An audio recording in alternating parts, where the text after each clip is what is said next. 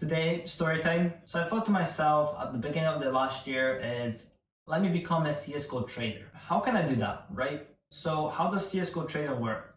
One person buys from another person for 94% buff, which means 94% of the market price, which then he takes that skin and then he resells it on the market and then recoups the money through bank transfer or through the site transfer, and he just does that over and over and over again, right? And the problem is me, Diverse Sphere, Bartek Bernat, I don't have reputation, I don't have a following, right? So no one's gonna trust me. The way it works, you need to build trust, so people send you the skin first, because you never want to send them money first. That's how you get scammed, and problems come from that. So problem number one, I have no reputation, which takes years to build. I can name a handful of people that are reputable and they make good money from it. There are people that have a reputation, but they don't really make that much money from it. A lot of big streamers, they have reputation, so they sell. Without a following, you're dead. You're not a thing, right? And that year as well, people were saying CSGO trading is dead, right? It's dead, there's no money from it. You can't make any money from it. And this is where my story starts. I was trying to find a way how I can make money from it without reputation or a following. It took a while. It took a big while, actually. At first, I was losing some money because I was trying new things and trying out stuff, seeing if it works. Obviously, it did not work. I lost money. I must have put in that year alone, I must have put in hundreds of hours of trying to find a way. At one point, I would have 10 windows open with different markets, checking different prices, checking different items. If I can buy one from here, then sell it on here, so on, so on. My routine every day would be come from work, sit on the computer, then go for another walk, eat dinner, go for a walk around the mountain here, listen to some music. That was my routine every day. Come back from the walk and then sit back on the computer until it was time to go to bed. I did that all day, every day, pretty much, non-stop. It got to the point where my parents were kind of not happy with me, as in I was sitting in front of the computer looking at markets. They would walk in my room and see me looking at prices for some virtual skins in the game, and they were saying, Bartek, do something else, go outside, go meet your friends, go to the gym again. I always go to the gym already, but they would be saying, oh yeah, go again, or go for a run, go for a walk. Normal parent stuff. I would sit for hours, non-stop, just looking at different markets. That's all I thought about and all I did. I imagined my future where I have kids and a family and a house, all thanks to this thing I'm doing right now. I think if you're doing something and you're not thinking about how your future is gonna look with that thing, you're not taking it seriously enough. This is me, this is your new career, right?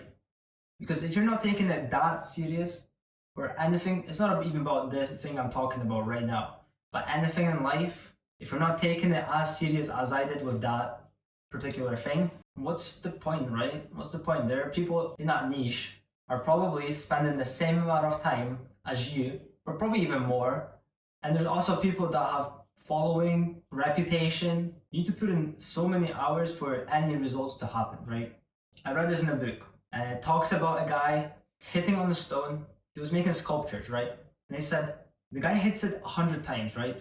The first 99 times he hits it, nothing happens. There's no change in the shape of the rock. And let's say you're from the outside, what are you gonna think? You're gonna think, he's making no progress. He's hit it 99 times, he's just hitting away, nothing's happening, no progress, right? No progress. But then, when he hits it 100th time, right? Then the rock breaks.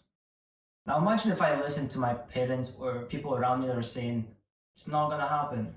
There were some people that believed in me, so thanks to them, I kept going. So 99 days, no money, no nothing. And I thought to myself, I need to do something different, right? I can't just do the same thing as everyone else. Because if I want to do something that someone already does, I want to have to do it better than them. And unfortunately, I do not have 20,000 followers on Twitter where people can trust me because I have a big following. When I'm listening to music and I'm walking outside, that's the best time to think for me. And I remember one day I was walking behind a mountain over there, and on this road, I thought to myself, everyone is buying it cheaper than the market price and then selling it for a market price, which obviously is more sustainable in the long run. But again, me without a following, I need to go against the grain, right? Whatever they're saying it. There are markets that everyone complains about. People on Reddit complain about overpaying or buying from sites and saying, did I overpay? Or is this a good price? So on, so on. If people are buying it for cheaper and selling it for more, and there are people that are overpaying over the market price, why don't I just buy market price and then resell it for more instead of buying it under market price and selling it for a market price? I remember when I thought of that, I run back home straight away and tried to find a way to get Chinese yen onto a market in China, because that's the cheapest market in China, which has the biggest volume. And that leads to another story where I almost got scammed for £3,000. There was a guy on Twitter which had 2.5k following, and he said bank transfer, because I did not want to use crypto. I hate crypto so much. I had so many bad experiences with crypto. I wanted to avoid it at any cost. Any cost.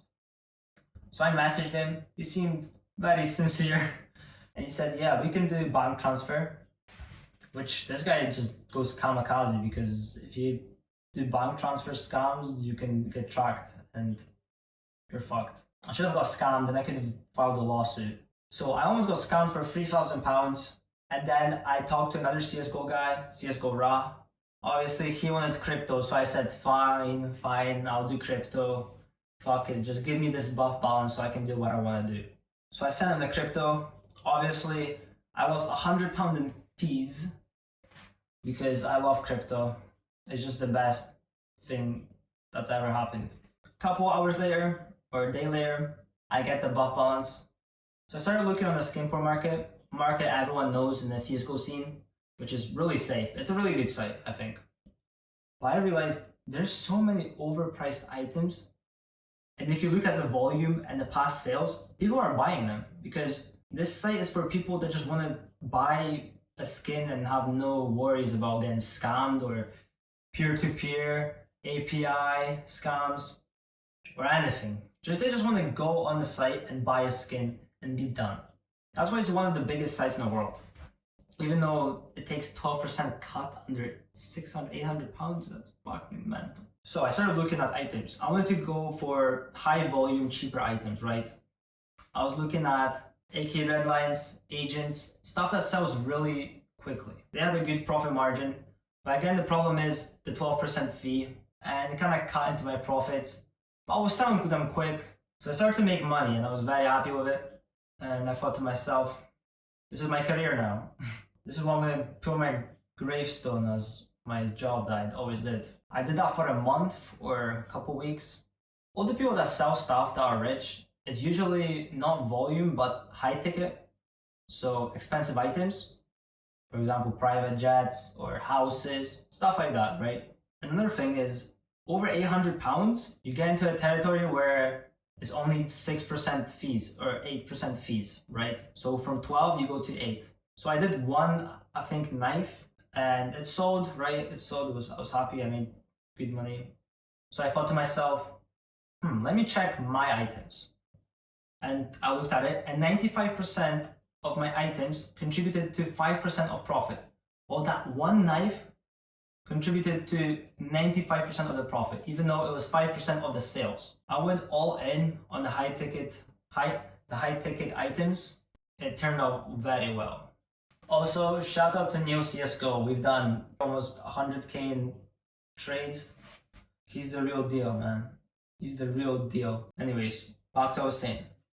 I was making, I think, 10% profit on my inventory every week. I was over the moon. I was so happy. I thought this is gonna turn into something really, really big. At that time, I was also making videos about it, and which I stopped because I saw that people were catching on to what I was doing, and I was not happy. I was only selling Karambit Dopplers, if you know what that is, and I was selling those every day. M9 Doppler Phase 2, Those were selling as well. It was a good time, I made some money, but I stopped because of CS2 and I was kind of scared what was going to happen. All that's good, but what really matters from all that is now that I succeeded once, I know what the process looks like. That's why every day we're making videos. If I'm not putting voiceover videos out, I'm trying to do them better because I was doing voiceover videos with AI before and they were not that good. They were horrible, not gonna lie. And I did one video where I put in more work, where I put in more effort into my speech, where I put in more effort into editing, and I saw results straight away. I literally, before I uploaded it, I knew this video is going to do better than the other videos. If you stop hitting a stone, there's no causation, then you're never going to get anywhere. There's not going to be any results. Conclusion, keep hitting a stone. Doesn't matter from the side, from the left, we will all keep hitting it and we will succeed. Keep hitting a stone.